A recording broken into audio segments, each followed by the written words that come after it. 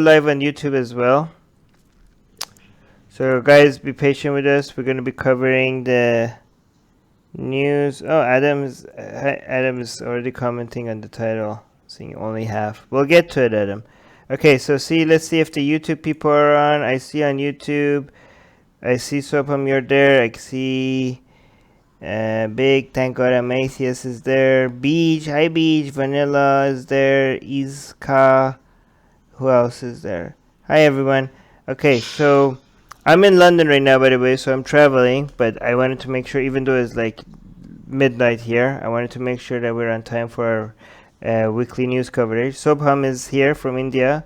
Ali can't make it today, but this is why it's great to have Sobham, just in case Ali is not available, so Sobham is filling in. But I don't want to spend too much on the intro and stuff. I want to get right into the news. So, Pam, you keep Christy and Beej are here. Christy is here? Oh, that's great. Because Christy, we have... Oh, yeah, Christy is here. Christy, we didn't have her back. Beej is always here. Christy, is nice to see you again. Okay, so I'm gonna try to keep an eye on the Facebook live chat. Okay, I see Edmund here, Matisse here, Philo, Lars. You keep an eye on the YouTube live chat, okay? Let me know if there's anything we need to read, okay? But with that being said, let me just go into the first news. The title is UP man loses wife in gambling. Let's friends gang rape her. UP is a state in India, right? Yes, a northern state. And you said UP is like the Florida of India because of all the weird... It is bizarre like Florida, but it is also more dangerous than Florida. I mean, so it's like all the weird... It's like the hub of Hinduism. Like it's a hub of Hinduism. Wow, okay. Yeah. So the hub of Hinduism is in India, is also where all the weird shit that happens? Yep, most of the weird shit. Not all. Most of the weird shit. So when it comes to the... I'll read the news But before I say that, like, when it comes to a lot of weird shit happening in religious areas, like whether it's the Bible Belt or the Hindu state in India, even if you can't say, like, it's because of Hinduism, if you can't tie it directly, you have to at least admit that the religion at least didn't stop these shitty things from happening. Like, apparently religion is supposed to give us morals. Even if you can't blame religion for shitty things that these people are doing, well, at least don't give the religion credit for for making people live more moral lives. Anyways, let me read the summary of this news and then we'll comment on it. So the summary says, a man addicted to gambling and alcohol bid his wife after running out of money and allowed his friends to gang rape her after losing the stake. The incident took place in Jaunpur. Am I saying that right? Jaunpur district? Jaunpur district. And after the incident, the victim went to court. The victim being the wife. So she went to court when the police refused to take action on her complaint. Holy shit! So she called the police and said, yeah, these men gang raped me after my husband just gave me to them. And the police said, like, yeah, no, we're not going to take action. What the fuck? What? So she... I mean, this isn't really that surprising to me because I am living here, because the police are sometimes like, okay, you got raped, you had sex, you probably had some fun, and they are two men. Why do you want to destroy their lives? Don't destroy their lives. Wait, you're keep not... it to yourself. I mean, there are policemen who are like that.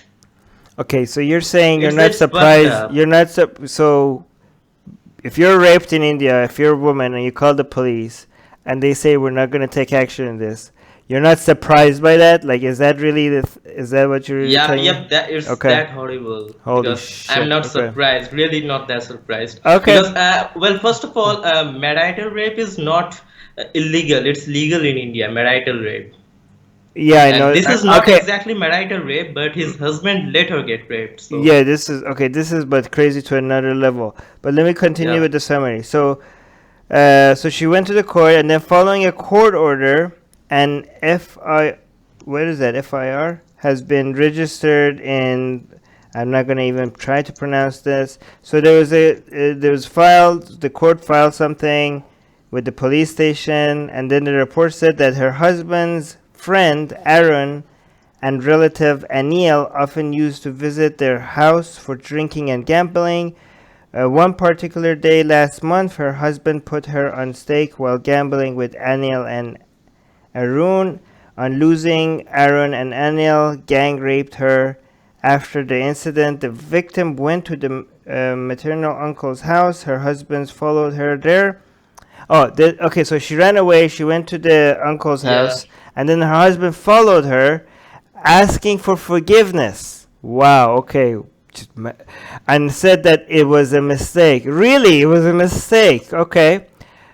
After he apologized, she went back. Okay, why would she go back? I don't understand. So he was like, sorry, I made my friends rape you. I'm sorry.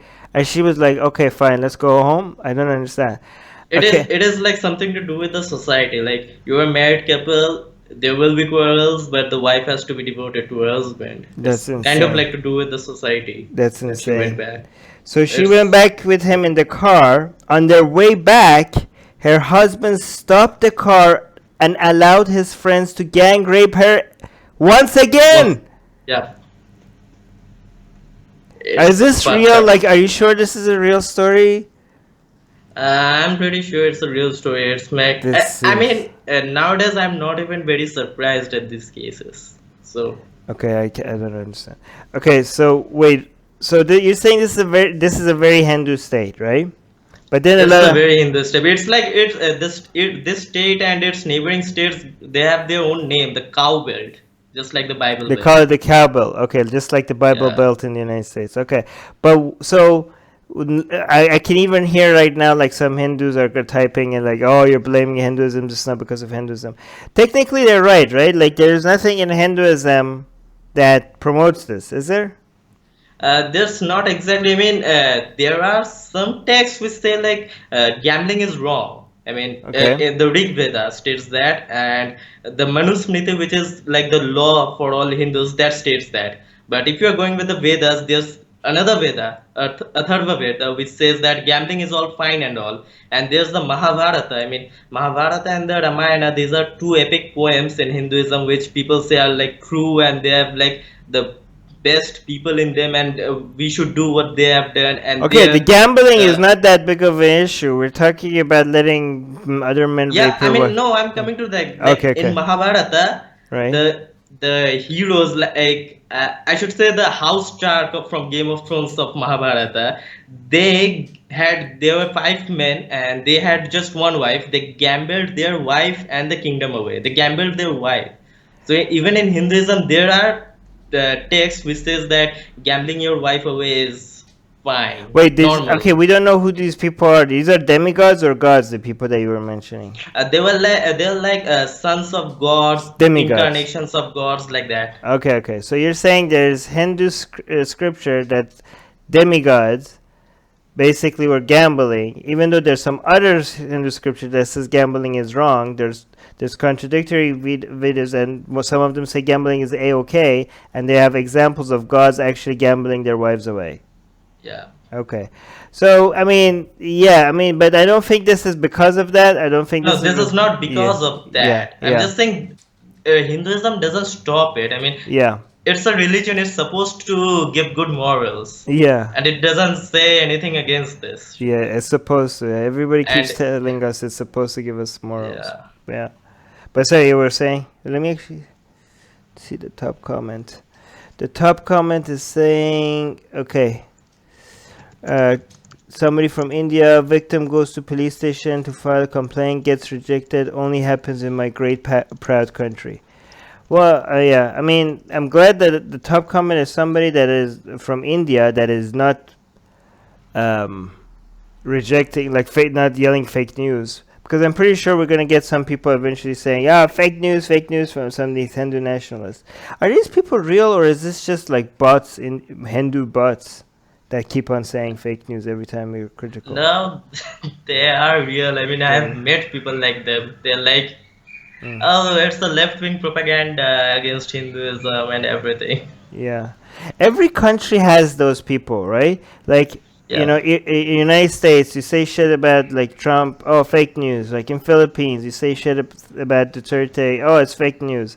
India, you say shit about Modi and Hindu nationalists, like, oh, it's fake news. Like as long as it goes against your narrative, it's fake news. Yeah. Ricky saying what he and everyone involved should be beaten to death. No, no, No, no, no, no, no, absolutely no. don't beat anybody to Two death. wrongs don't make one right. Right, right. Even if the crime is that they beat somebody to death, the punishment should not be beating them to death. I mean, we have a news like that later on today. Okay. Wait. Okay. Glenn is saying perhaps they're just poor and she's a willing participant. Holy fuck. She's a willing participant and that's why she called the cops on them after. She fucking ran away. Yeah. This is insane. Do you think anything is gonna happen to this guy? It depends really. Now that the court is involved, it might happen to the guys, but I think they could be bailed out. I don't know. Oh It my god. depends on the court. Like the police is fucked up. Okay. Let me. Is there anything in the live chat we need to read? Let's see. Anybody tagged us? Nobody tagged us. Okay. Oh, I see Beach saying. Oh yeah, Beach is. If they made gambling illegal, maybe she'll have an easier time of getting these men and her husband charged with something. I mean, you don't need to make gambling illegal. Rape isn't rape illegal already in India? Isn't that enough? Rape is illegal. I mean, I don't think you need new laws. I think you just need to execute the laws that you already have. That's what's missing. That's the problem, because even if they execute some laws, some political party will just come and bail them out because they will say they are our members. You know, I think it's generally a problem when you keep people try to. By the way, Beej, I'm not trying to be like put you on the spot, but I think we have this mentality that this is a problem, pass a new bill, new law, where most of the time, based on what I've seen, the solution has not been pass new laws.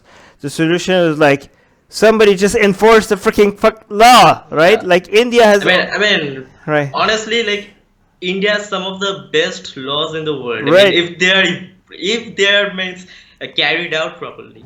Yeah, but the thing is, India has really good laws, but India is also very famous for having laws on paper that nobody follows, and nothing happens to them if you don't follow. I mean, this happens when people don't care about education and just about academics. They don't know what rights they have. They don't know what laws they have. Most people are like that. Right. Oh, Beej is saying it was sarcasm. Well, you have to put like what is this /s there, because it's hard to see if it was sarcasm over the internet. Sarcasm isn't. Yes. Really, it doesn't really work with text. Yeah. Sarcasm doesn't. I can't see. Okay, but that makes a lot more sense, Beach. Anyways, let's go. Oh wow, we got a super chat from Siva. Thank you, Siva. Thanks, Siva. £5 super chat. What does it say? It says, should Malaysia send... it should be Zakir Naik. Yeah, Zakir Naik, which is basically an Indian Islamic preacher that is now in Malaysia, back to India to face trial. I mean, I don't know, because here's the thing. As much as I don't like his nonsense, I don't think we're in a position to say that whether his crime is real crime. Like, we don't have access to the data. We don't have access to the, evidence to know. I mean, he does spread bullshit a lot, but we don't know if the money laundering charges are actually accurate or not. We don't know if India made them up or if it's true. So I don't know. I don't think we're in a position to make a judgment. Do you agree? I mean, I have mixed feelings about this. I mean, if Zakir Naik comes back to India, he'll probably get jailed. I don't think he'll be executed, but he will be jailed for sure. Yeah. And he has some terrorism promotions, and in India, any speech exciting terrorism or hate crimes or anything like that are banned, illegal. Right. They are not considered a speech, so he'll get penalty if he comes back to India. I think as atheists, we have to be careful not to wish ill on people that we really don't like. Like, even though Zakir Naik has a lot of nonsense, we shouldn't like personally wish them ill. Like if he hasn't actually committed I mean, I know he has said some very hateful things, but if he's being charged for something that he hasn't, which we don't know, maybe he has committed those crimes. But if we shouldn't just wish. We need proof. We need proof, and we shouldn't proof. just wish something bad happens to somebody just because they're on the other team, right? I mean, that's really like a problem. Even in the atheist community, like many people are okay. That guy is a Nazi or something like that, and that's why he should be executed. Like I don't agree just because he's an asshole, but I don't think he should be killed for that. Okay. All right, let me spend enough time on the first news. Let's go to the second story. Let me bring up the. Okay, so second news. Christian mom says women are more unsafe today because of feminism. Oh, for fuck's sakes. All right, let's see what she has to say. Lori Alexander, a Christian blogger, is convinced that women are unsafe today as opposed to throughout human history, because of feminism. Alexander, is she somebody famous? Why are we taking her seriously? She must be a big deal. Is she? Yeah, okay. I mean, if Himad Mehta is covering it, it must be somebody that matters in the Christian community. Alexander, is that her name? Alexander believes that the solution to campus and workplace violence isn't to make those places more accountable for women, but for women to avoid them altogether. Okay, so to keep women safe, they should just not go to work and not go to campuses just to stay safe. Why don't you just put a hijab on them as well? Yeah. Hemant even mentions that. Oh, really? Okay. Yeah, I mean, just stay home. Just stay in the kitchen, and that would be the safest. That would be the safest thing for all of them.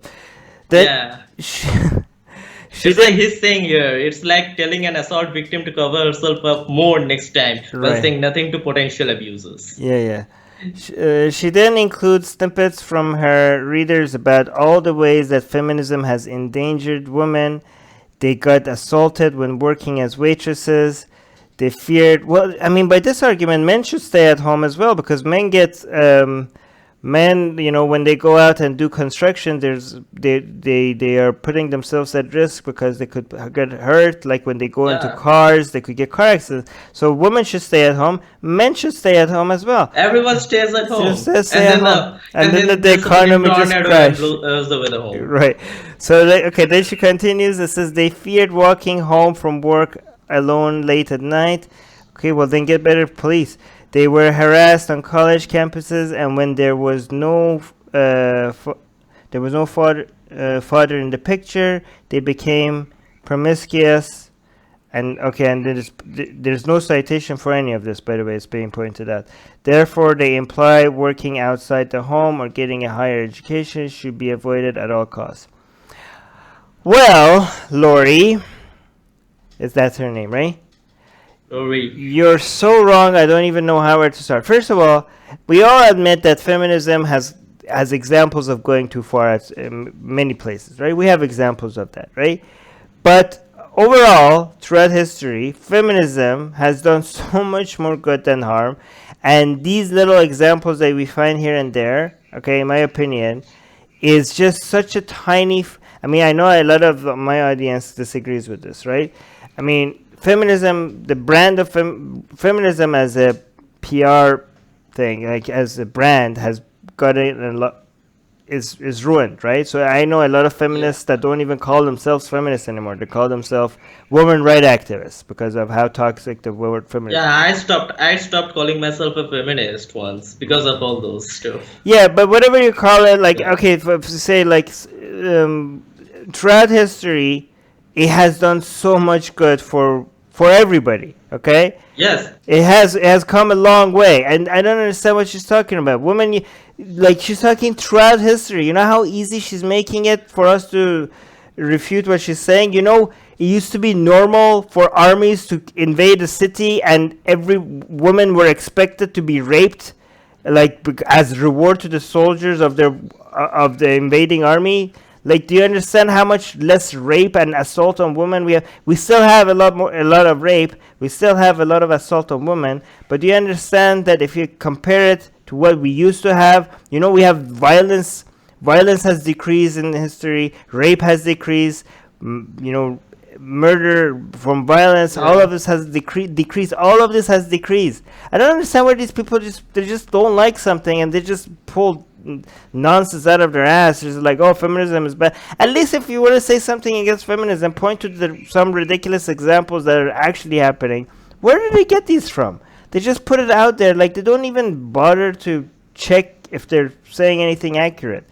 Honestly, I don't, and I bet you a lot of people look at this and be like, yeah, it's right. You know, every time there's a good movement like against racism, against homophobia, against transphobia, against, you know, there's some movements that do a lot of good.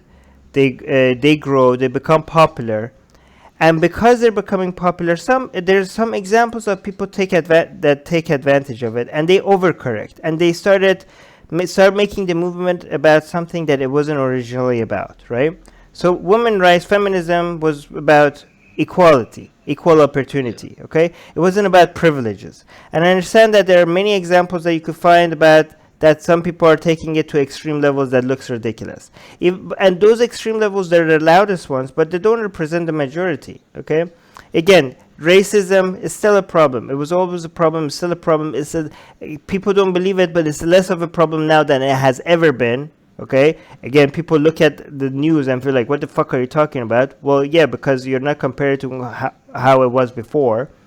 But you know, but it's better, even though we have still a long way to go. It's better because of a lot of activism. But again, because these movements, you know, black rights movements, women rights movement, gay rights movement, because they became very, very popular, a lot of people eventually within these movements are now using the popularity of it for becoming relevant and becoming, you know, heroes in a tribe, a new tribe that is forming, rather than actually doing things for the to make things less tribal, to make race matter less, to make gender matter less, to make sexual orientation matter less, which was the whole point of these movements, to make race, gender, sexual orientation, gender, all of this irrelevant. But when you overcorrect, then instead of doing that, you make actually race more relevant on the other side. So you were like, hey, if I am blue people have an advantage and green people are suffering and being oppressed, we have to make it so that blue and green doesn't matter. But then you have examples of people like, okay, yeah, green people are being oppressed. Instead of saying like, hey, let's ask for equality, they're like, because I'm green, I'm special, and I demand these things, you know? So there's examples of overcorrection, and feminism has examples of overcorrection as well. But again, let's not lose sight of the fact that this was a movement that has achieved a lot, and it's still relevant, because if you stop fighting, it will still go back. And when you point to social justice warriors, when you point to, you know, crazy feminists, you have to be careful that they represent the minority, and don't let the fact that they are being crazy make us go backwards, right? Because I think like now anti-social justice warrior narratives is so popular that even pointing to real misogyny, real racism, real homophobia, real transphobia, real ones, when you point that out, people are like, oh, you're a social justice warrior. Like, no, this is not one of those false accusations. I'm pointing out to real shit right now, right? So just be careful that when you call out this nonsense, you don't just like these nonsense was overcorrection, let's not overcorrect back. Let's not bring back a lot of the racism that we managed to get rid of. Because if you look at the data right now, Generation Z is becoming more homophobic and transphobic because of the bad PR that this feminist and this trans right movements and this social justice warriors getting. We're bringing back racism, okay? I mean, I know racism was always there, but this is bad PR for these great movements. But go on, Sopa. Yeah, I was just wanted to say like exactly. I mean, because of like what people are doing, the overcorrection thing, the extreme feminists, the extreme gender equality and sexual orientation and stuff, like that's causing the new generation to be more homophobic and transphobic than their previous generation. Like Right. now kids are getting like, oh, they're just favoring girls, like why shouldn't boys be favored now? And they're getting anti-feminist, like they're now trying to suppress girls, saying, oh, that's bullshit, that's some SJW shit and all. Like some movie, for example, if a movie has a woman protagonist, they'll Right. say, oh, this is some SJW shit. Like, no, that movie just has a woman protagonist, doesn't have to mean anything. But someone will say, I mean, not just someone, quite a few people will say like that's some SJW shit. And I mean, this is like going backwards now. Yeah. Yeah, exactly. Andres is saying, I honestly find it ironic how this woman is complaining about feminism when she is only able to express those views because of feminism giving women the right to speak that the Bible didn't allow them. Actually, that's a very good point because why is she even speaking? She's a Christian, and the Bible tells women to shut the fuck up, right? Yeah, I mean, she doesn't realize that she's. Right. So you don't want feminism? Go with your biblical values and just shut the fuck up. Shut the fuck up, anti-feminists. Right, right. Okay, do we have anything? Do we have anything in the live chat? Let me see. Not that. Okay. Truth Begets. Oh, I see. Truth Begets Heresy is saying the feminists today are not the suffragettes of yesterday, of yesteryear. Egalitarian is a better definition, in my opinion. I don't know about that because I think even today, the most if you just sit in your corner and listen to what people say about feminists, they give you the crazy examples, right? But if you actually go to a lot of, because the crazy ones are more interesting and they're the loudest ones, so you might get a bias. What you're hearing about feminists might be just like a lot of people on the right are always being accused of being xenophobes and homophobes, and most of them aren't. A lot of people on the left and on the leftist movement, I think even within feminist circles, a lot of them are not saying the things that we hear most feminists say. They're just not as loud as the feminists that are crazy, and also they're not as interesting because the feminists that say crazy things get more coverage, right? So even today, I think the most feminists are actually asking. They're not asking for privileges. They're not asking for equal outcome. They're asking for equal opportunity, which is a completely reasonable thing to ask for. If you actually go to their circles, I understand, but the crazy ones are growing though.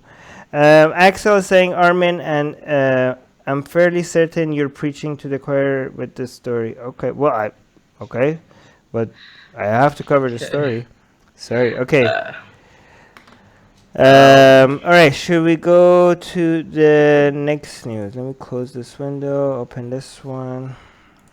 All right. What's this one? We're on number 3. Okay.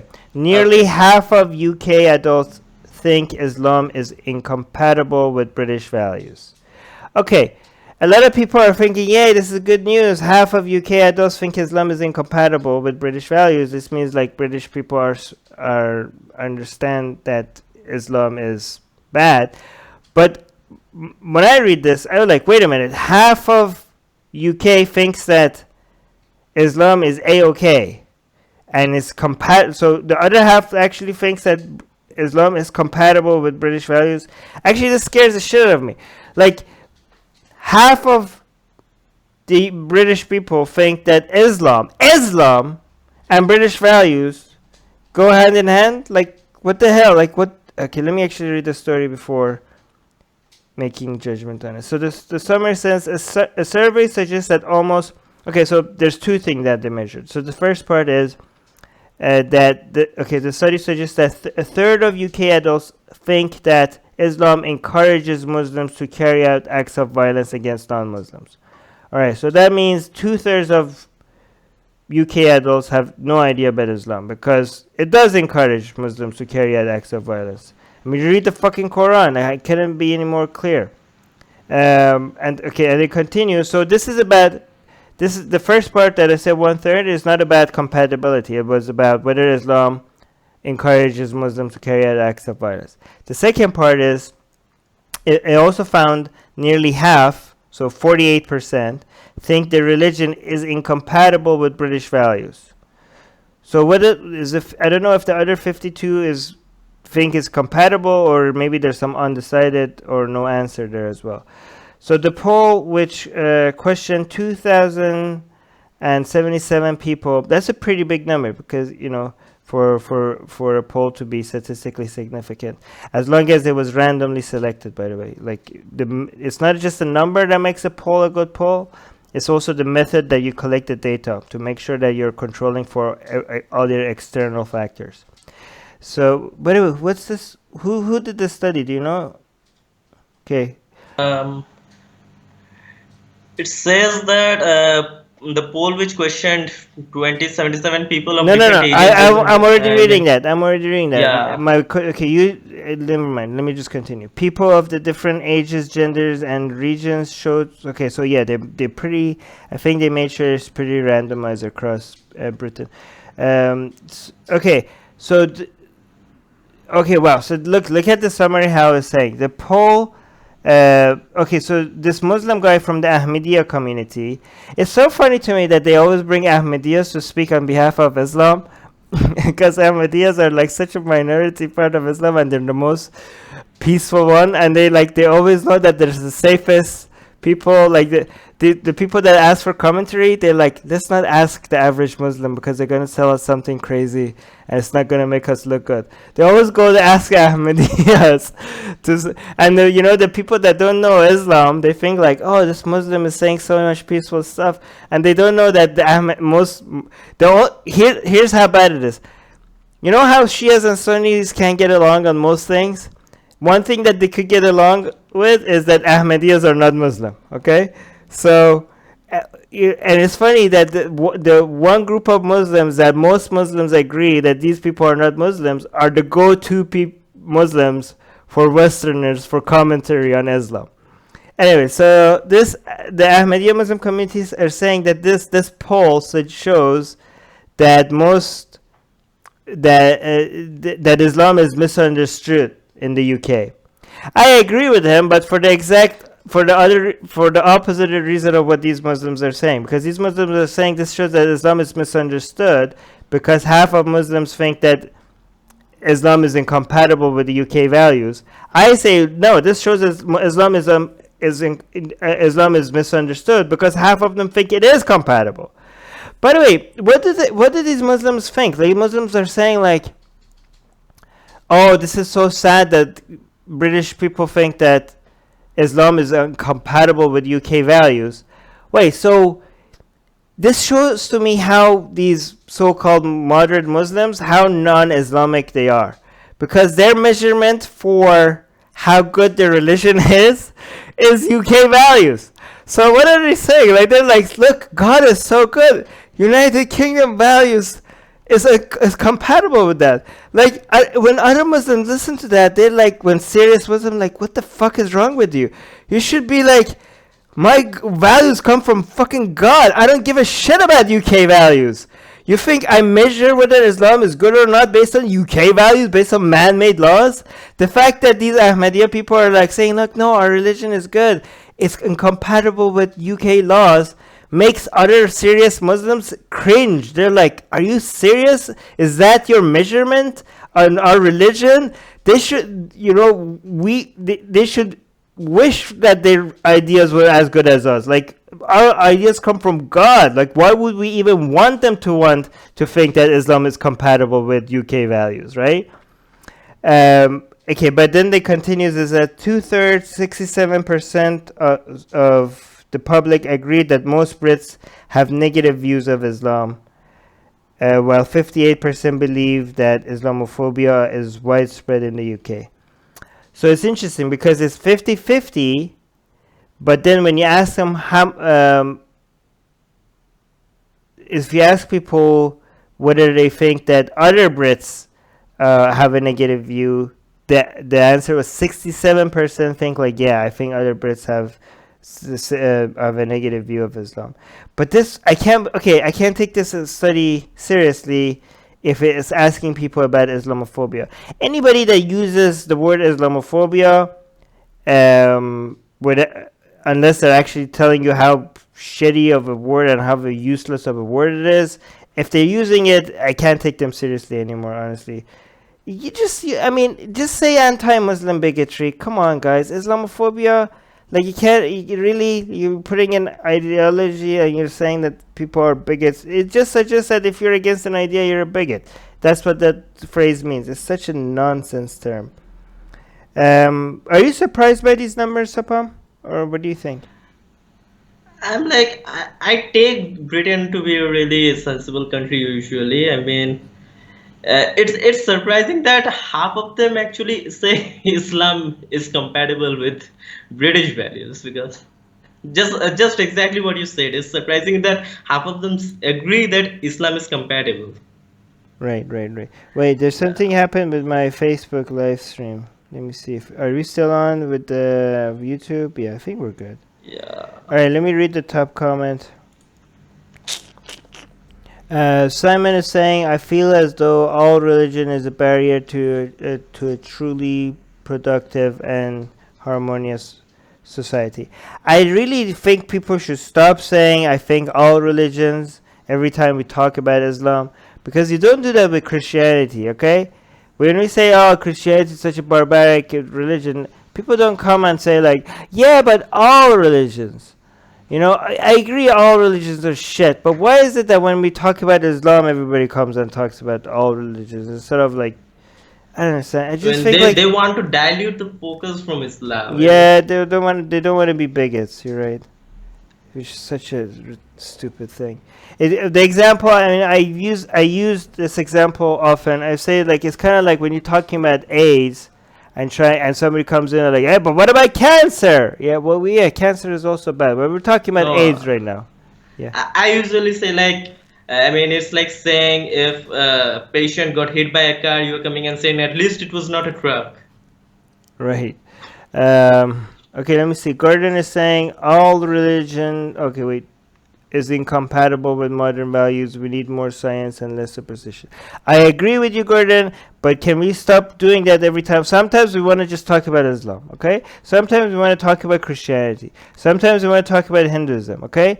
These people, like, guys, it's really annoying that because when you say all religion, then I could also say, like, well, why are you just focusing on religion? Why not just say all dogma?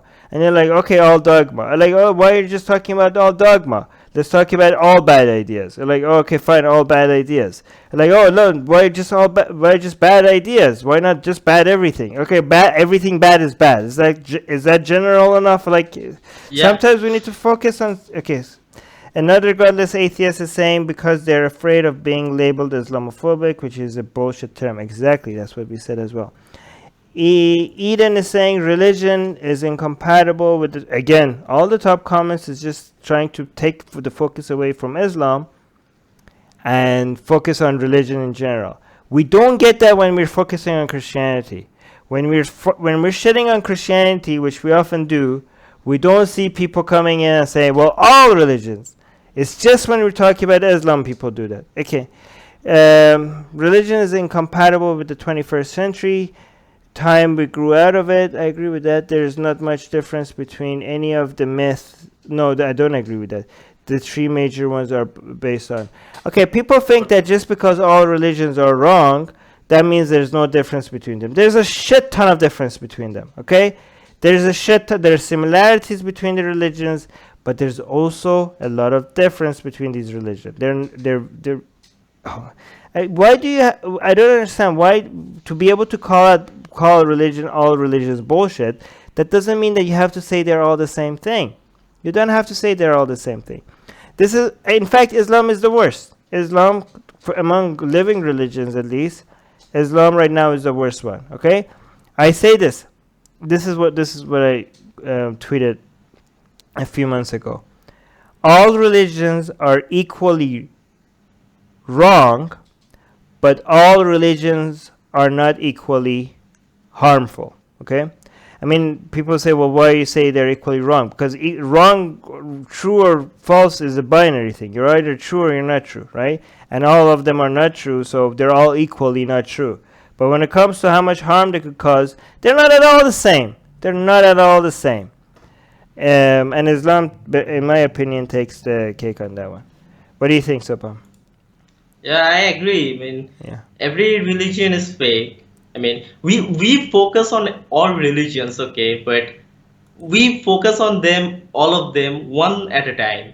Yeah. Okay. So and now they're coming like all religion, all religion, all religion. I mean, it's exactly like, I mean, okay, we know all religion, but there are some stuff, there are some religions which are more harmful than the others, and Islam takes the cake in this Right. matter. I mean, it's okay to talk about all religions as a whole as well. Yeah, But we but do talk we about do. all religions, but I mean, we do that one at a time, right? No, even Okay, now one. yeah, but it's okay not to do it one at a time, even if you want to talk about the concept of religion as a whole. I just don't like it when it's done as a response to when you. Oh, yeah. It's good to sometimes focus and sometimes to talk about it generally as well. But if you want to generalize every time we also focus, I just think that you have a different agenda here, right? It's fine to talk about it generally as well as about religion, but not if you're trying to shift the attention away from Islam, right? Do you see what I'm saying? Yeah. Okay. Yeah, I mean, distracting. They're just distracting us from a Yeah. focus. Like, Yeah, exactly. Anyways, let's go to the fourth story. Wait, actually, let me close this one. This is a sad one. This is a very sad one. Let me remove this. Everything okay? Everything okay with the live chat? Beej was saying that YouTube is working fine. Okay, good. So this one is from Indonesia. Woman breaks down as she is publicly whipped 100 times for having pre-marital sex with her boyfriend in Indonesia. Fuck Indonesia. God damn it. And again, I just want to, before I read the story, I just want to remind people that Indonesia is the country that is often used as an example of how moderate and liberal and modern, an Islamic country could be. Indonesia and Malaysia are often given as an example, and let people see that, okay, if Indonesia is what the best that we could expect from an Islamic country, if this is the best, this is what's happening: is women is being broken down by 100 lashes just because she had sex before marriage. This is fucking insane. Okay, let me read the story. What the fuck, Indonesia? And again, I don't think this is a second. This is a specific part of Indonesia that is worse than the rest. Yeah. So it says a woman cried as she pleaded with a masked Sharia officer. That word just fucking scares me, especially because I'm from Iran and we had the religious, moral police there. Sharia officer. This is so. Oh my god. Okay. So a woman cried as she pleaded with a masked Sharia officer to stop whipping her in a public ceremony in Indonesia's deeply conservative, I think I'm pronouncing this right, Aceh province. Yeah, I think it's Aceh province. This is the province where all the fucking Islamic shit happens in Indonesia. Okay, it's the Aceh province. I can't believe, how is the rest of Indonesia lets this province. I don't know how Indonesia's politics works, but apparently you get to have different laws. Anyways, it's just this Aceh province that is like that. I think I'm not sure if the other provinces are like this. So this was on July 31. So this was around 11 days ago.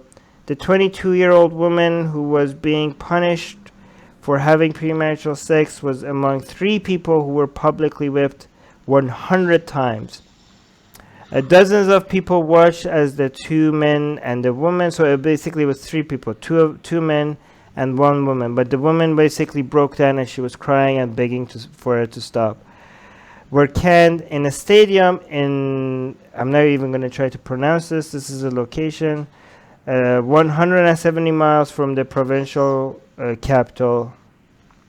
Flogging is used as a punishment for a range of offenses in the region at the tip of Sumatra Island, including. Okay, so the flogging is used for these crimes. These are the crimes that you could get you flogged: gambling, drinking alcohol, and having gay sex or relationships out of marriage.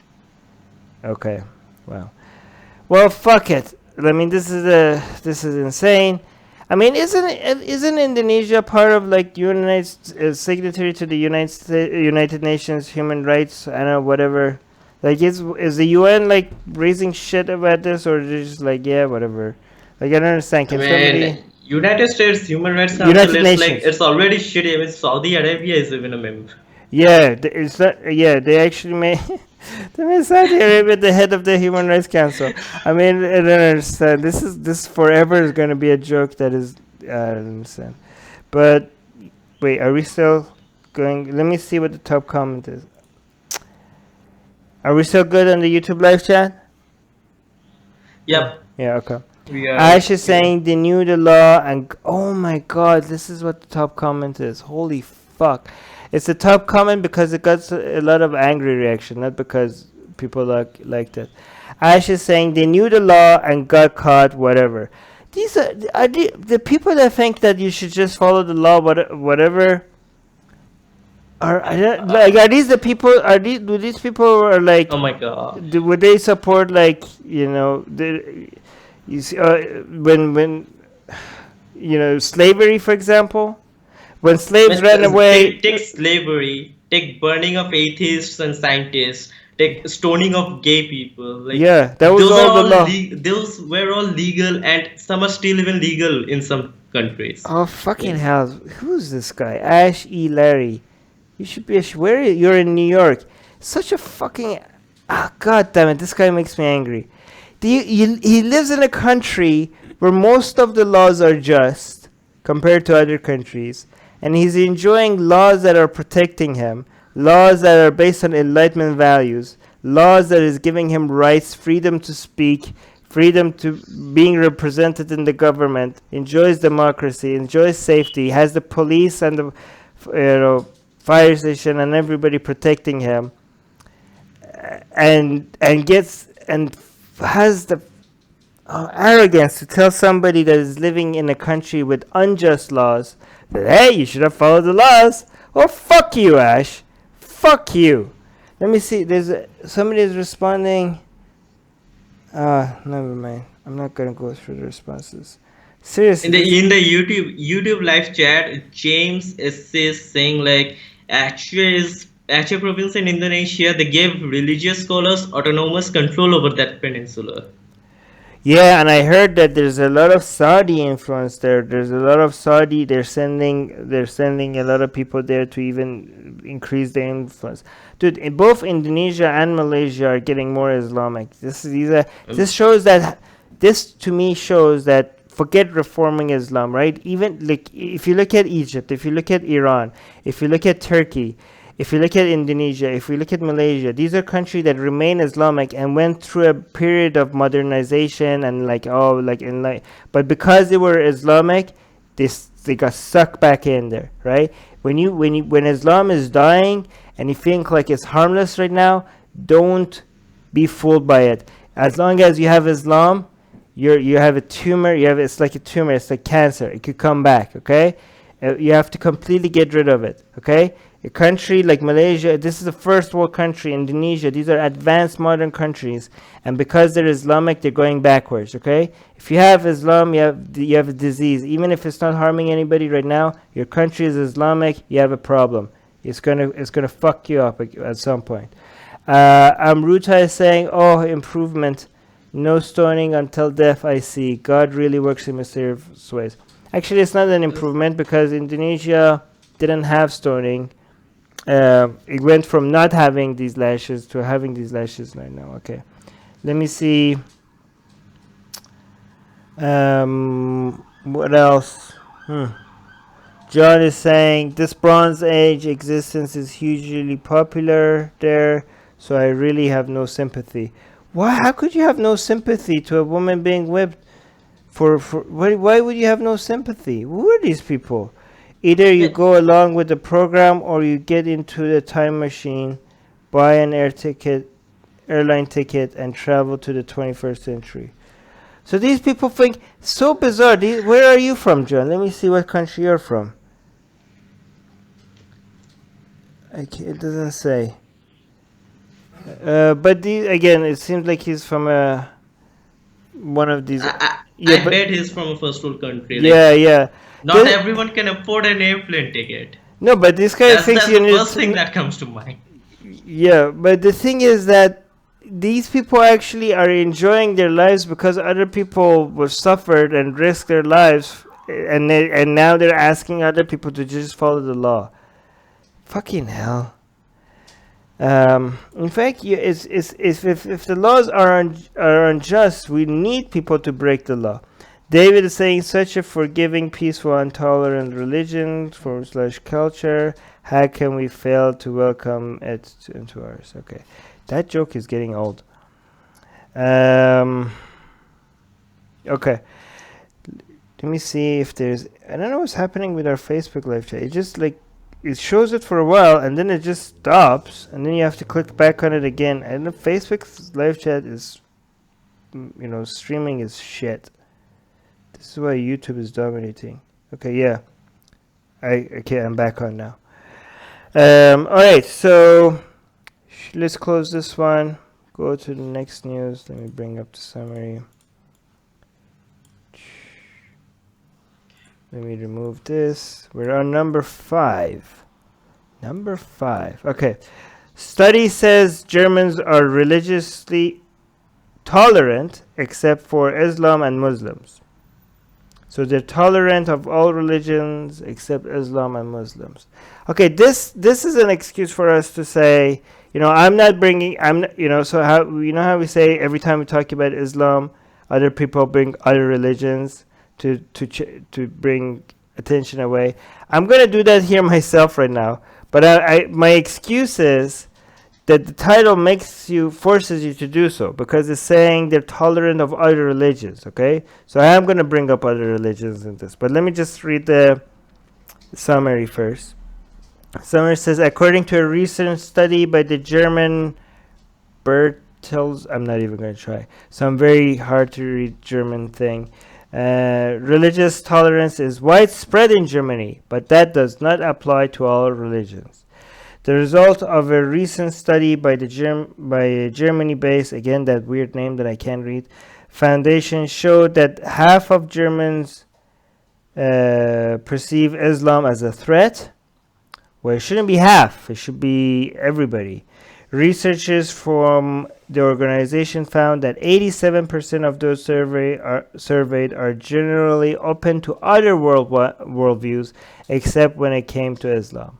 So half of the people in Germany are like, yeah, Islam is a threat. This is pretty high. I mean, it should be higher, but for a country that its politicians are trying to be so PC, its people at least are not.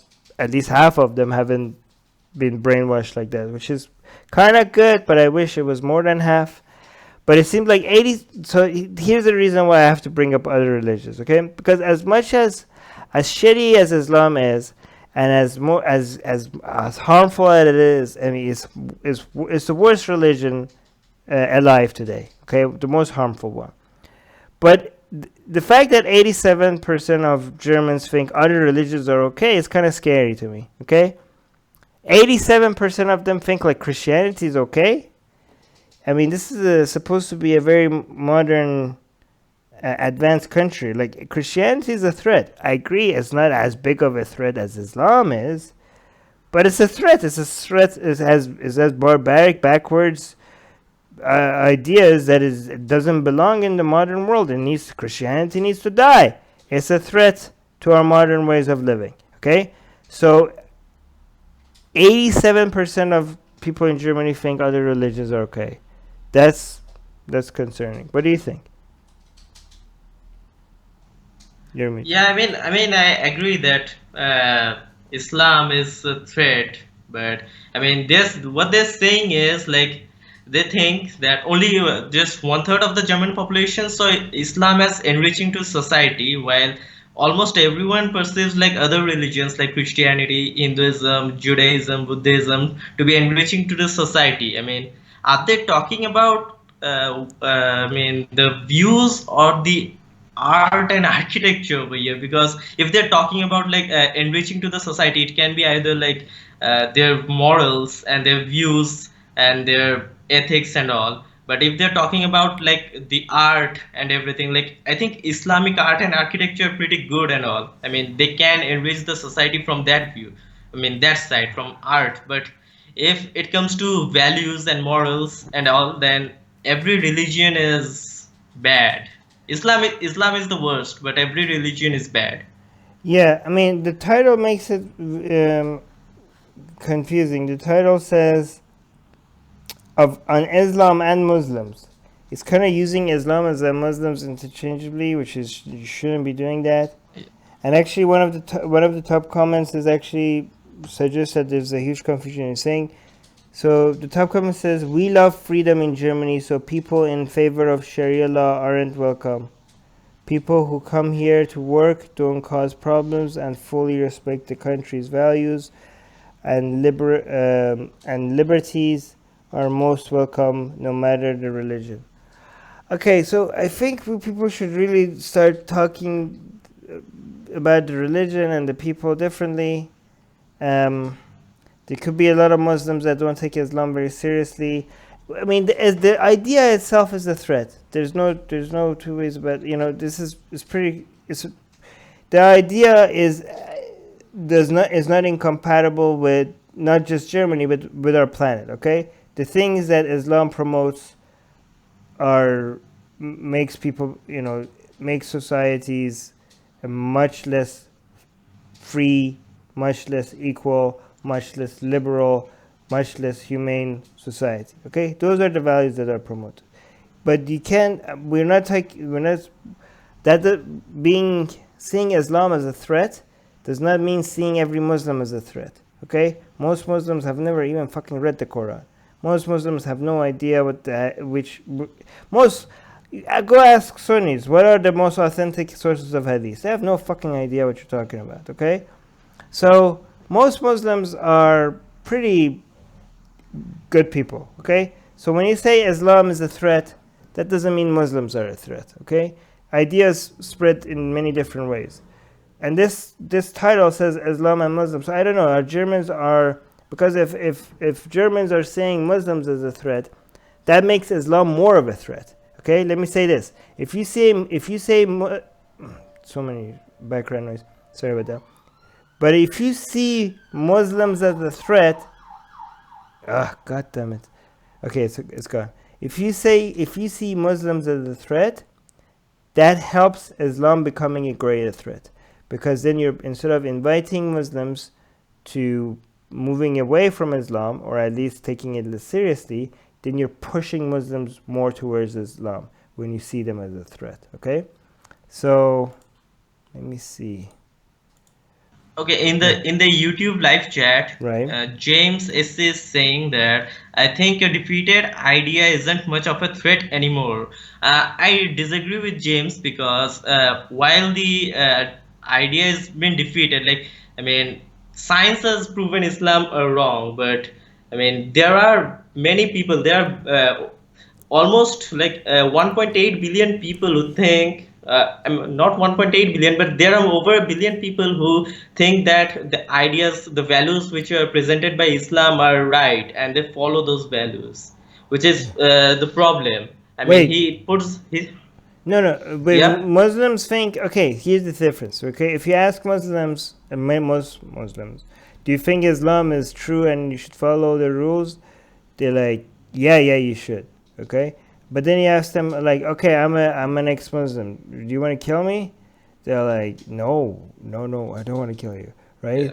Yeah. So it's just weird psychology. But what I'm just saying is that be intolerant of Islam, but be tolerant to Muslims. Yes, exactly. So the thing is that the more friendly you are to Muslims, the easier it is to finally destroy Islam one day, right? Because the thing is that you have to think about it, like, the battle that you're fighting is not between non-Muslims and Muslims. The battle that you're fighting is within each Muslim.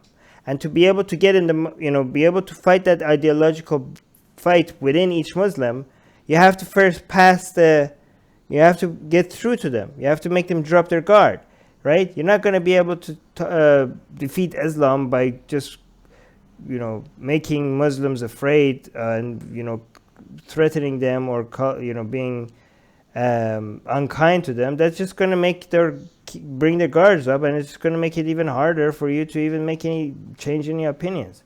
Like, that's the best way to grow Islam. Hey, actually, if you want to grow Islam, just be mean to Muslims. Religions feed on victimhood.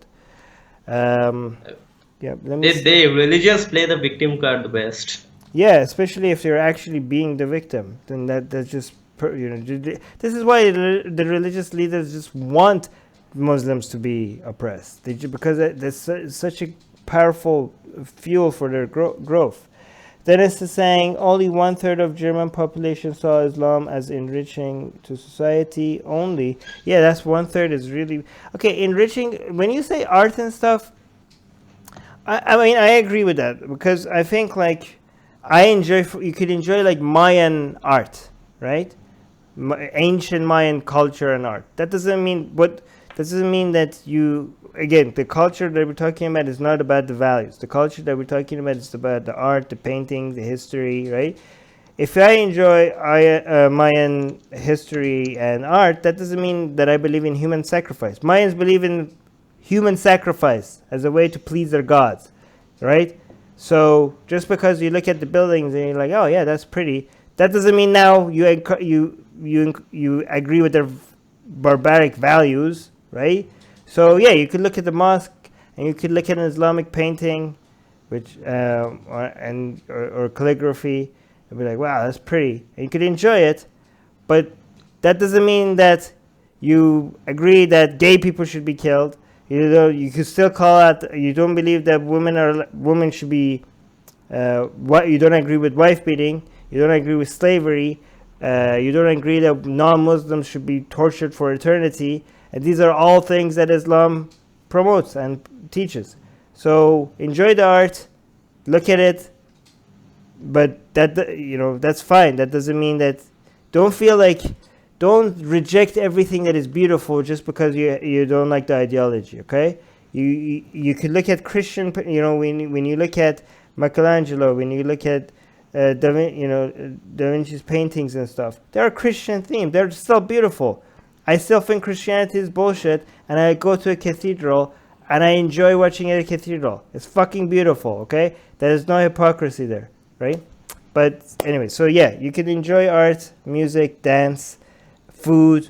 Those things are enriching, but reject the values. Okay, this is the part of culture that you should reject. When it comes to values, when it comes to food and dance and art, it's all subjective. What is superior and what is not superior. Okay, so enjoy whatever, multicultural all the way. Enjoy whatever you want. But when it comes to values and a way of life, there are superior values and there are inferior values, and the inferior values need to die. Anyways, okay, let's go. Let me go. Because I don't have Ali here, I need to make sure I keep track of what we read. Okay, next news. I don't know how to pronounce this guy's name. Education Minister something Nicolaides said this week the cancellation of Speaker Armin Navabi, oh that's me, an ex-Muslim turned atheist and secular activist at Mount Royal University in March, are good examples of what his policy is going to prevent. So what is this policy? I'm on the news again. Congratulations. Yeah, but this one is actually pretty. When I saw it, it's different from the other times I've been on the news, because this time they're making government policy. I'm using me as an example to make government policy in Canada. They're like, holy shit, what the hell? But okay, let me see. So it says Alberta's 26 publicly funded post-secondary institutions will have more time to rework their free speech policies The Advanced Education Minister Nicolaides said, okay, after declaring it, it will be required of colleges and universities across the province to either fully adopt or take from the Chicago principles in their schools' free speech policies. Nicolaides had set a deadline for drafts to be submitted by September 23rd. This is incredible. So this is actually, because Canada is usually given as an example of giving into PC culture and being like far social justice warrior type. But now you have the education, minister there saying like, you have this deadline. This is campuses. You have to have free speech.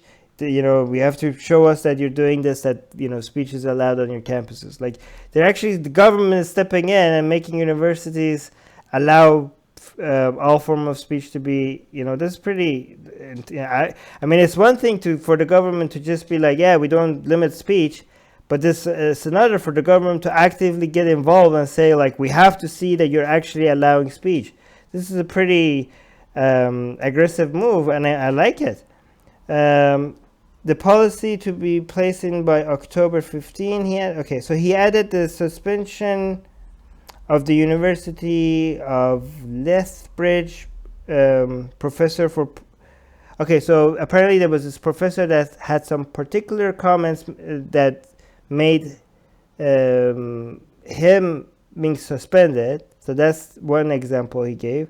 And the second example was Speaker Armin Navabi, an ex-Muslim turned atheist and secular activist at Mount Royal University in March. So my speech, for people that don't know, I was supposed to give a speech at Mount Royal University, and my speech was deplatformed, was cancelled because it was right after the New Zealand shooting, which was ridiculous that they cancelled it, but whatever. I already gave the explanation to that somewhere else. But now this education minister is saying this example shows why these are good examples of what this policy should prevent. So with the policy that he said, they wouldn't have been able to deplatform me because of this policy. By the way, this shows how deplatforming is such a stupid thing to do. It always backfires. I mean, every time I've seen somebody be deplatformed, please deplatform me more, because you don't know how much more attention I got because of this deplatforming. I was featured in so many newspapers and so many articles. I was invited to radio shows and TV, and now there's government policy. I'm being named in it as an example in it. Like, seriously, like, if the goal of deplatforming is not to get some ideas out there, like, I can't find it backfires in such a. I don't know why these people that haven't seen other people deplatform, and haven't they seen what it does after? Because every time they deplatform somebody, they just help them become more famous, right? Some of the most famous people that we know that people don't like, the main reason why they got that famous is because of multiple attempts of deplatforming. So yeah, please, like, cancel my events. I beg you. Like, I really need to get more, get Atheist Republic a little bit more attention. But by the way, what I like about this news coverage of this education minister is the fact that they use the word atheist, so they didn't just say ex-Muslim or secular free thinker. They said secular activist, ex-Muslim turned atheist, because our main goal here, number one goal at Atheist Republic, is to normalize atheism. So when you have government officials in Canada use the word atheist, I just like it. I just think it's a little bit more into normalizing that word, right? This is officially being stated as an example. It's on government documents now. They're using the word atheist, right? Just keep using that word until people just see it as something, as just part of society. Anything, let me see. Top comment is, wait, it's not going, why is it not going down? Oh my god, there's something wrong with my. Wait, is this just for this page, or every page is like this? Okay, this page is not going. I'm just gonna go look at the live stream. Chris is saying hashtag let Armin speak. No, the platform. Oh yeah, Doorknob Head has a better hashtag. Deplatform Armin. Yes, get that trending. Deplatform Armin. It's the best way to promote. Beach is saying Armin was cancelled because it was a right right after New Zealand mosque attack. Yeah, which is ridiculous because imagine if you had every time there's an Islamic terror attack, they canceled every Islamic event out there, right? Imagine if like Islamic studies or mosque gatherings or an imam coming to the school speak. Imagine if the school said like, oh, we just had an Islamic terror attack. We should cancel this Islamic event because it's just not the right time. I mean, that would be insane. I would defend that imam at that situation. I would be like, what the fuck? This imam had nothing to do with that Islamic terror attack. Why are you canceling his speech? Christy is saying, jungle jargon, what? Absolutely no proselytizing in Atheist Republic's chat, please and thank you. Okay. Sobham, what do you think? Yeah, well, first of all, His Holiness here is saying Armin for next Prime Minister of Canada. Oh, I don't think that's possible. I wasn't born in Canada. Wait, is that the rule in Canada? I don't know. Okay, but thank you. But anyway, I think it's good PR for you, this one. I mean, you get deplatformed every time. You don't have to work much and you get great PR. Yes. By the way, we basically also had this same event in the same city, just somewhere else outside of the university. So we got deplatformed. We got all the advantages of being deplatformed, and we still had the event. Like, why do you even do this? Just don't do this. It was so bad for the reputation of the university. To be fair to the university, though, the president of the university came out later and said that this was a mistake. So, just be fair to Mount Royal University. So kudos for that. Anyways, let's go to the next news. Let me bring up the title and also the summary. Again, this is what happens when we don't have Ali. Okay, so title. Next news. The Team Mitch boys choking a cutout of AOC attend a Christian school. Wait, what? So let me read the summary to get more clear. Stop. Turn your phone on silent, Shobham. Sorry. I know that's okay. By the way, just to be clear to the audience, we called you Subham for many years, for 1 year, until you clarify. So it's still hard to go back to Shobham because you're still Subham in my mind. Anyways, what? Well, I was saying I do have another name. More means it's no, more like a Western name. No, I'm already adjusting to your new Shobham name. All so right. Don't make me even more confused. All right. So Team Mitch boys choking a cutout of ASC attend a Christian school. Let me see actually what the summary is. A picture of a bunch of young white boys. Why do you have to say white boys? This is a racist summary. A picture of a bunch of young white boys wearing Team Mitch shirts holding up a cardboard cutout of Representative Alexandria Ocasio-Cortez, or AOC, while pretending to choke her and kiss her. Some of the boys attend Lexington Christian Academy, a private religious school whose mission is to glorify Christ. The school leaders released a statement on the incident. I'm actually surprised. Maybe I shouldn't be. Why is this? I saw this being covered on so many platforms. And why is this getting so much attention? I mean, this is the pic. I look at the picture. It looks very disgusting, to be honest. But why is this getting so much attention? I mean, the point that we could make, like, oh, Christian school, like, look, they're acting like dicks. So another example for why Christianity doesn't make you a better person. But why is this getting? I mean, these are some bunch of idiots acting like idiots. Why is this? I think what I think is like it says that in Christian schools, I mean, objectification of women is still a thing. I mean, this is basically kind of objectification of women, and I think it says that it is still a huge thing in many Christian schools, private Christian schools. I think that's the reason it's getting so much attention. Yeah. By the way, these kind of things really help ASC. I think if I was ASC, every time I see something like this, I would be like, yes, this is such good promotion for me.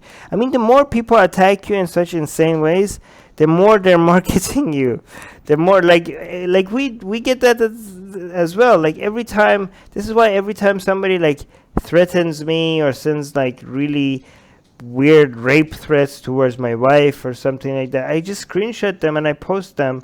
I'm like, look at these fucking idiots. Like, just screenshot them and show them to the whole world. Like, what do they think they're gonna achieve, right? They just your haters are your number one promoters.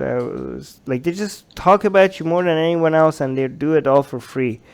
Mike is saying, I wouldn't expect someone who doesn't pay for their own groceries or believes in divine creation to have an informed opinion on socialism. I mean, this is not really about whether AOC's policies are good or not. Like, this is another thing I see. Like, people are like, oh, no, I hate AOC, this is not bad. Or people are like, oh, no, AOC is great, so these people are bad. Like, what are you talking about? This is such a gross thing to do, whatever her policies are. I mean, these people are just Yeah, gross. okay. So in the YouTube live chat, Stacey Thompson is saying that this is on the news because of the link to Mitch McConnell and Trump. Okay, that's unfair, though. I mean, I don't like Mitch and I don't like Trump. Okay, but really, do you want them to just? What do you want them to do? To go out and just stop every single stupid shit that everybody is doing? I mean, at least if there was if these were doing something racist or something, you could be like, oh, you're spreading the narrative or whatever. But I mean, this is like, I mean, come on, Trump and Mitch have done so much shit that you could criticize them for. You don't need to go after this. Like, do you really, so Shubham, do you really think that this is something you could hold Mitch responsible for? Like, Okay, I mean, first of all, I think this is like the dumbest news today on our yeah, I don't list. even know why we're covering this.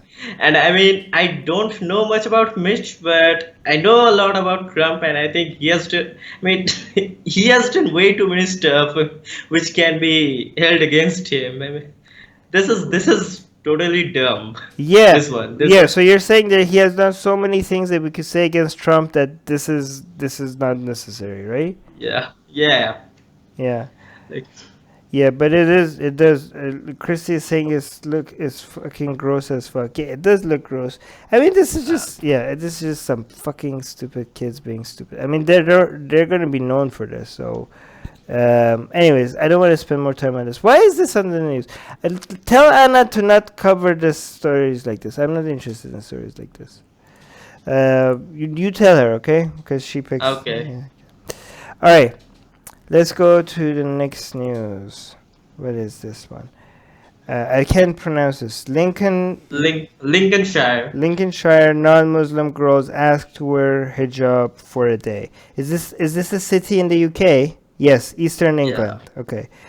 So let's see. So non-Muslim girls in Lincolnshire are being asked to wear a hijab for a day to raise awareness of discrimination. So who's asking this? Qada Muhammad said she came up with the idea in response to a number of incidents where girls wearing hijabs were subjected to abuse.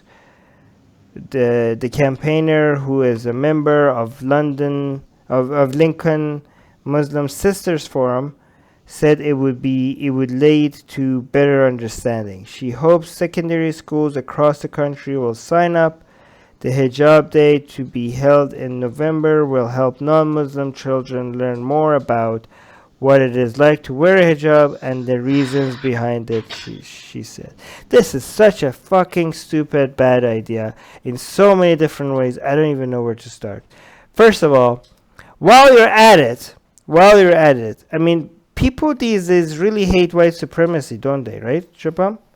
Why can't we just, to raise awareness about white supremacy, why don't we just get kids to wear KKK costumes as well, just to bring a little bit more understanding of the other side? Why don't we just do that? Like, I know that the KKK costumes are symbols of oppression and bigotry, but so is the fucking hijab.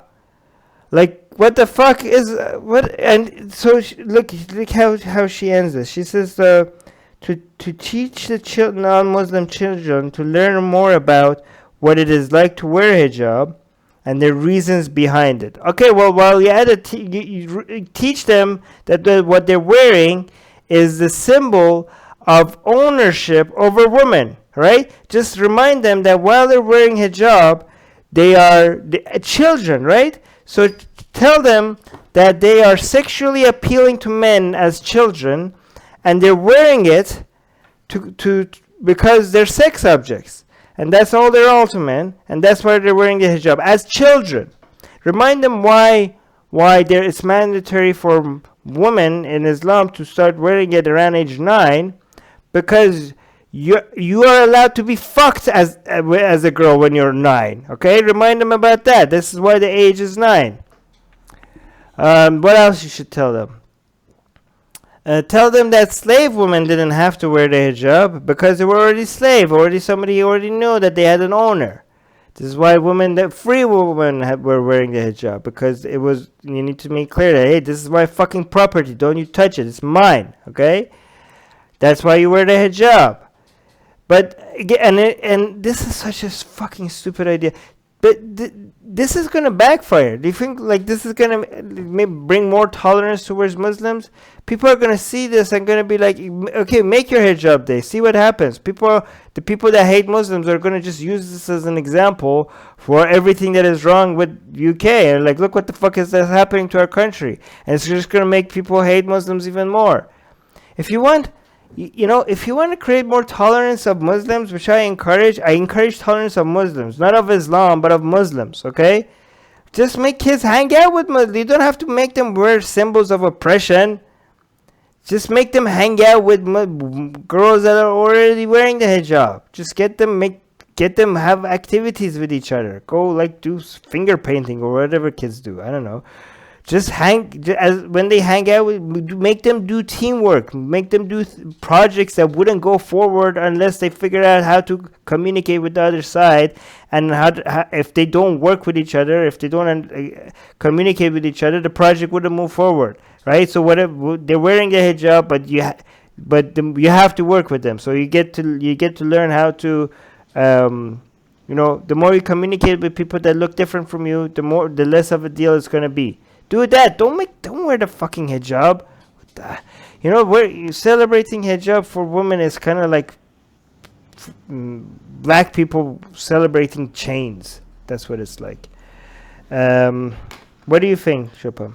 Okay, so I usually think of something like the exact opposite. So here I'm thinking like, if the Muslim woman is saying like, let the non-Muslim girls wear hijab to understand what it feels like to be a Muslim girl, then is it possible that they will do the same? Being Muslim girls, they will remove the hijab in public and feel how the non-Muslim girls feel in public? Boy, good luck suggesting that. Your school's gonna get shut down.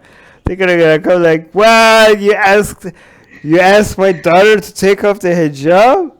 I'm a freaking bigot now. No, yeah, what the fuck? No, see, actually, you're right. There's a huge double standard here. Like, if you say, like, oh, like, let's get the non-Muslim girls wear the hijab, people are like, oh, that's so sweet. You're encouraging understanding. But go out to school and be like, hey, Muslim girls, let's have a day where you take off your hijab. Let's just see how that goes. The shitstorm that you're going to start with that. That's a very good point, Shubham, by the way. Jeffrey is saying, no hijab day. How about that? No face covering day. This says how about the same thing. Yeah, how about everyone else? The Yellow Star of David and oh wow, okay. No, we're gonna get removed from YouTube if good grief. Yeah, but we agree with you. Yeah, we agree with you. Especially people need to understand what the point of the hijab is. The point of it, it's very interesting because a lot of the people on the left would say that, again, not all of the left, that, oh, we shouldn't sexualize women, like, oh, we're objectifying women. What do you think the hijab is doing? What do you think? It's doing the exact opposite. You look at, the makeup industry, the beauty industry, they're treating women like sex objects and nothing but sex objects. Well, that's exactly what the hijab is doing. The hijab is saying, like, hey, women represent sexual desire, so cover it up. That's what women are. It's modesty culture. Modesty culture to the extreme. If modesty it's interesting because the same people that are defending the hijab in the West, they wouldn't defend modesty culture in any other version of it, right? If you say like women, don't wear shirts, cover up, oh, your arms are showing, cover up, they would be like, what the fuck is this? But then when you get the most extreme version of modesty culture, which comes in the form of a hijab, they're like, yeah, that's great, that's beautiful, you don't have to, you can tolerate people without making excuses for their shitty ideas, okay? I don't know why people can't learn that. You could be friends with people that have shitty ideas while pointing out that they have shitty ideas. These two things are not contradictory. Did you want to add anything? Anything in the live chat? Yeah. Alright, Bernita is saying, why not a day for wearing the niqab? Yeah. Wearing the niqab. Women in niqab probably suffer even more oppression. Yeah, let's do that. And chastity belt. Let's have a chastity belt day. Should we go to the next one, or do you want to add anything? Yeah, no, I don't want to. Okay, next. Okay, millions of Muslims prepare to perform the Hajj amid calls for a boycott. Okay, I think this is a story that I'm about to agree with an Islamic preacher or an imam. Okay, so the story goes, a picture... No, that's not it. Where is it? Number 9. Okay. This year's pilgrimage has been marred by regional politics and unprecedented call to boycott the Kingdom of Saudi Arabia. See, this is something I could support Muslims for, okay? A lot of Muslims are angry with Saudi Arabia, and they are very, very right to be so, especially with the way that they are treating people in Yemen. Let's continue. The boycott was brought to prominence in April when Libya's Grand Mufti Sadiq al-Qarwani called on Muslims to not to travel to the Hajj, alleging the revenues were being used against civilians in the Yemen war. The boycott calls spread through social media, finding supporters around the world. This is great. I don't say this often. I support this Grand Mufti. Okay, good job, Grand Mufti. Good job, Muslims that are not spending their money in Saudi Arabia, and shame on Muslims that are going to the Hajj and giving. And see, here's the thing. This is why the Muslims that are going to the Hajj are hypocrites, right? They're supposed to care for their fellow Muslims. That's what they're supposed to do. They're supposed to take care of each other, and they're actively giving money to a regime that is bombing other Muslims. They're using starvation as a weapon against children, against other civilians. This is the war in Yemen right now is the greatest humanitarian crisis of our time. The greatest humanitarian crisis since World War II. I am not exaggerating. The fact that this is not being covered, people a decade from now are going to look back at us today and they're going to be like, wow, why wasn't this headline news every day? This is the greatest humanitarian crisis since World War II. The number of people that are being starved because of this war is in the millions. This is insane, and Saudi Arabia knows it, and is not only it's not doing anything about it, it's actively using starvation against civilians as a weapon. Okay, and this is where all the Hajj money is going to.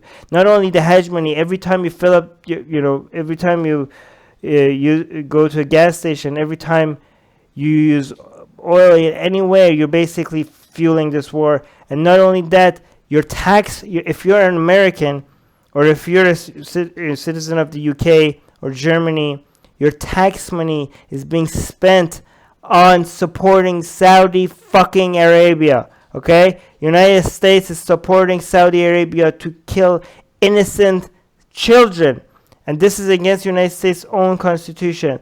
Both Trump and Obama are guilty of this. Both of them are war criminals. They supported this war. Trump is a war criminal. Obama is war criminal. This is against the United States' own constitution. They supported Saudi Arabia. No, they sold weapons to Saudi Arabia, knowing that it's going to be used against civilians, knowing based on their own intelligence, based on their own reports. Both of them, both Trump and Obama, knew it, and they supported this. And fuck them both for this. They're war criminals. If the world were just, they would be in an international, human rights tribunal or something. This gets me angry every time. But the kudos to this Mufti for saying what's right. It doesn't matter here that I disagree. I think your Islam is bullshit. You're a humanist. You're trying to boycott Saudi Arabia for this. Hashtag boycott Saudi Arabia. Get that fucking trending. Shame every Muslim. If Muslims, if you want to care about other Muslims, if you care about your fellow Muslims in Yemen, then shame every Muslim that is going to Hajj this year, because they are funding this war. Especially right now, where Saudi Arabia is suffering financially. Money is tight for Saudi Arabia. Everything is politically, Saudi Arabia is under pressure. Financially, they're under pressure. Their 2030 reforms is not looking good. So they're really relying on the money that the Hajj is bringing. So you are basically supporting the Saudi government when you're going to Hajj, and shame on you if you do so. So thank you. Who's this again? I'm going to the Grand Mufti of Libya, Sadiq Garwani. And again, Hajj is supposed to be one of the 5 pillars of Islam. So for this person to go and say that you should boycott one of the 5 pillars of Islam because people are dying, that's very significant. Very significant. And it's coming from Libya, so I considered it less biased. If this was coming from Iran or from Yemen itself, there's like the Houthi, the Shias, it's not like the Shias, they care about Karbala more than the Hajj anyway. So I wouldn't see that as a humanist position. Iran has its own bias agenda. So, but the fact that it's coming from this Mufti, I want to see some good in it. So good job. What do you think, Shapam? No, I agree. Like, even though I hate Islam, even though I disagree with Muslims, I can support them on this. Like, Yeah. hashtag boycott Hajj. Boycott Hajj. Yeah. I like this story. Good. See, this is the first time that we're actually, I don't know, is it the first time? No, it's not. Because we do mention a lot of crimes against Muslims, and we call that bullshit out. But it's rare for us to actually get a mufti or an imam say something and have a story from the Islamic world and be like, yes, we like this story coming from the Islamic world. Like, so we should celebrate this while this lasts. Anyways, where's the top comment? Top comment is from Hussein, saying, even if you don't believe in God, you can't just insult people and make fun of their religion. What does this got to do with the story, Hussein? I'm not even going to read the rest of your comment. All right, next news. Last news for today. Texas governor blames El Paso shooting on not letting kids pray in our schools. For fuck's sakes, are you serious? Are you fucking serious? Are you serious? You're just trying to look ridiculous.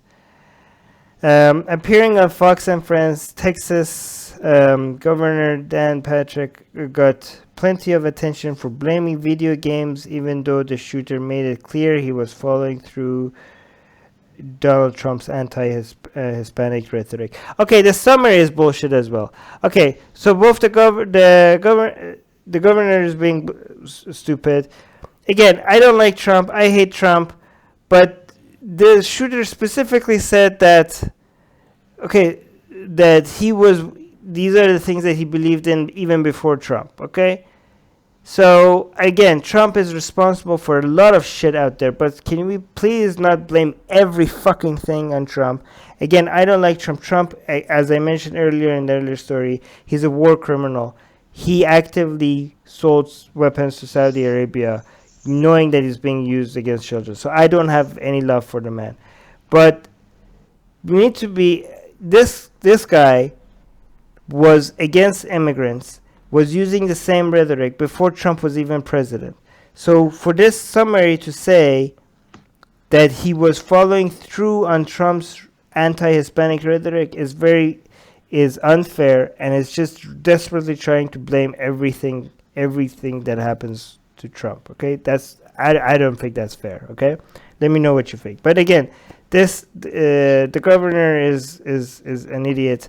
I mean, I don't know how many. I mean, we have so many responses to this. I don't know if we should repeat that. Well, then what about the church? Like the most go-to example that people go to, like we have church shootings, right? The church shootings. Do they not pray in churches anymore? If praying is supposed to protect schools, how come churches get shootings as well? But let me see what the top. Okay. Yeah. Except that, Hemant also mentions in the article a great thing, like even if it's not a Christian school, they never ban students from praying. I mean, if the students want to, they can pray anytime in the school. Yeah, actually, that's a very good point. Nobody's stopping kids from praying. You just can't have the school having prayers. Yeah, so what the agenda is, like the forcing Christianity, just because the school is forcing Christianity on students, it's doomed. Right, yeah, actually you're right. I totally missed that part, because it's saying not letting kids pray in schools. Who's stopping? Nobody's stopping kids from praying in schools. You does this governor think like if a kid is walking in the school and starts praying, is the school just gonna crack that out like, no, you cannot pray here? No, nobody's doing that. What the fuck? Like, it's just saying like the school is not gonna force prayer on kids. These people, god damn it, that's so stupid. It's so stupid. So actually the Michael is saying it's the same thing, actually, in the comment section. He's saying it was never about letting kids pray in school. It was always about forcing kids to pray in public schools. Yeah, so we stopped forcing kids to pray. We didn't stop kids from praying. Kids can still pray. They're just not being forced to pray anymore. Michael is continues and saying, I graduated high school in the 90s. None of the public schools forced praying upon us. The only school prayer was involved was a private Catholic school I attended for a short time. There was no prayer in public schools back then. Why should we move backwards as a culture and force it upon students now? Exactly. But I do want to bring attention to, regarding these shootings, I have a tweet here from Neil deGrasse Tyson, which got a shit ton of attention. Let me go widescreen for people to be able to see it in full. So the tweet says, this is a tweet by Neil deGrasse Tyson, how many days ago? It was on August 4th. So he said, in the past 48 hours, so the number of people, by the way, that died in El Paso was 24, but if you add that with the Ohio one, it's 34. So in 48 hours, 34 people died from mass shootings. So Neil says, in the past 48 hours, the USA horrifically lost 34 people to mass shootings.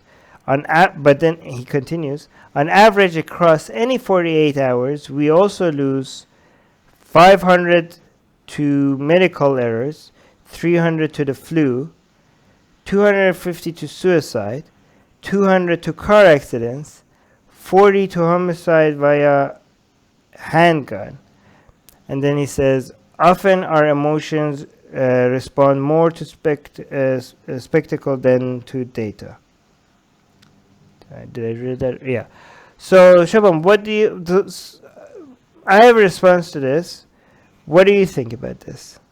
Okay, I can see where he's coming from. Like, there are so many deaths, other kinds of deaths because of human errors and all, and we aren't talking about those because what's being present to us is the shooting, and we are just talking about what we see and not the exact data. So I can see where it's coming from, but I think, I mean, it's still necessary to point this out. I mean, no, but that's not his point. His point is like, yeah, point it out. But why is it that we're reacting to the 34 people that died way more than the 500? So what do you think about it, I man? have a What's response your to criticism? I have a response to this, but let me just respond to the first top comment. The top comment is pointing out that the US has a lot more mass shooting than any other country, right? Like in 2019, it has a lot more, but that doesn't negate what Neil is saying, because even if United States has a lot more mass shooting than other countries, what Neil is saying, yeah, but we still have a lot more deaths from other things than mass shooting, right? So a lot of people think, like, I mean, a lot of people got really angry with Neil on this, right? It's like um, you're saying like, oh, you figure so these 34 people died are do they so it's not important, but that's not what Neil is saying, because if that's your response, then you kind of are saying that the 500 people that died from medical errors matter less or more. Well, obviously 500 people dying matters more than 34 people dying. But my response to this would be, the fact is that, yeah, 500 people are dying from medical errors every 48 hours, but people are actively trying to stop that, right? Like, people, I understand that it's not interesting news-wise, but the medical society is like, there's a lot of effort being taken into reducing that number, right?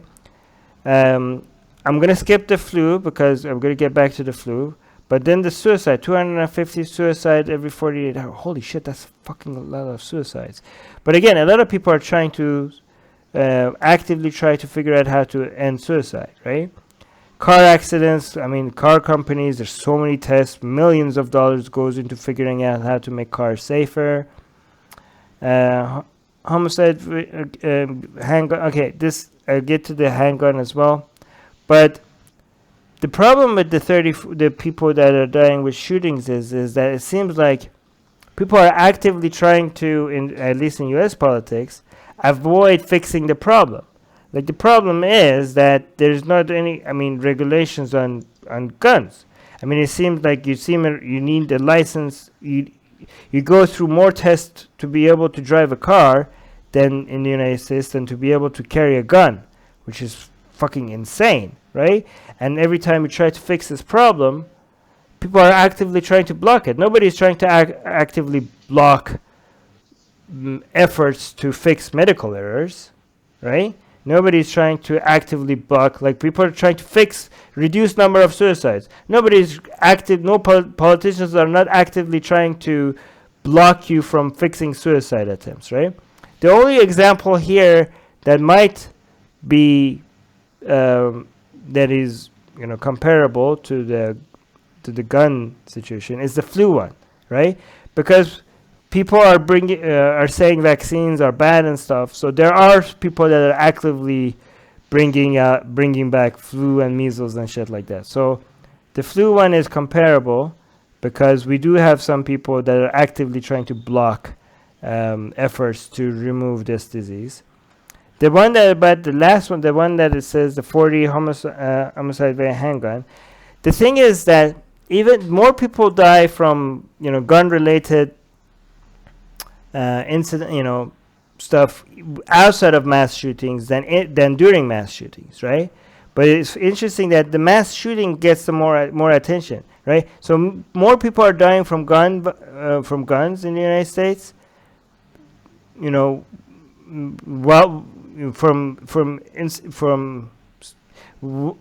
it's not even a mass shooting, like, numbers is astronomically higher, but the mass shooting grabs the most attention. But the thing is that, doesn't make logical sense, but at least the attention that gets could maybe introduce laws that will also help with gun crimes that is not happening during a mass shooting, right? So at least it will cover that. But anyways, I don't think it's fair. I mean, Neil is making a point. I think the amount of anger that I'm criticizing it because I don't think they're the same. But I do think it's a good thing to think about and think, well, yeah, why do we react to these things more? I think he did get a lot of angry reactions that are not fair. you know, a lot of people are like saying, here's one that got 5,700 likes. Undeniable proof that knowledge and wisdom do not always coexist. Well, no, actually, your comment shows that, because you didn't even respond to what he's saying. Like, at least give a logical response to this person why you disagree with them. Even if he's wrong, it's a good mind exercise to think about why do we care about these 34 people? Why are we reacting to these 34 people more than these other deaths? Even if he's wrong, it's not a bad thing to think about, right? So I think the way he's been criticized about this tweet is unfair. Yeah. Christie is pointing out that 90% of the population wants universal background checks, but TikTok, nada. Congress is bought and paid for and not by the actual citizens that they are supposed to represent. Yeah, and actually what Christie is saying, it has been academically verified. What gets passed as a law in the United States is more it could be predicted more based on who, lobbying influence and the money that is being spent on politics than actual demand for it, which is really questions how democratic United States really is, right? Which is very sad. Good point, Christy. Did you want to add anything to that? What do you think about my explanation on that? I think your explanation is good. I mean, people are not really actively trying to, spread the flu and everything. Well, the flu one. The flu one is okay because of I got confused because we don't have that many anti-vaxxers here. In India? Compared to the U. Really? Yeah. Okay, great. Yeah, I rarely see anti-vaxxers. Actually, I haven't met any anti-vaxxer ever. I just met my first anti-vaxxers in person just like 3 days ago, and I couldn't believe it. Wow. Yeah, anyways. No okay. way. Here the situation is like, it's good for your child, so do it. Right. Anyways, yeah, let's cut it here. This went. It's 2 a.m. in London right now, so I have to go. But this was fun. Thank you everybody in the live chat. Thank you, Chris. Oh, I see Chris in the live chat. Another godless atheist, Christy. It's great to have you here, Christy. Beach as well. Thank you for modding. Mars is here, and sorry I can't see the Facebook live chat anymore. Khalid is here. All right, love you guys. Thank you for commenting. Thank you for correcting us. And yeah, see you guys again next week. Bye. Bye bye.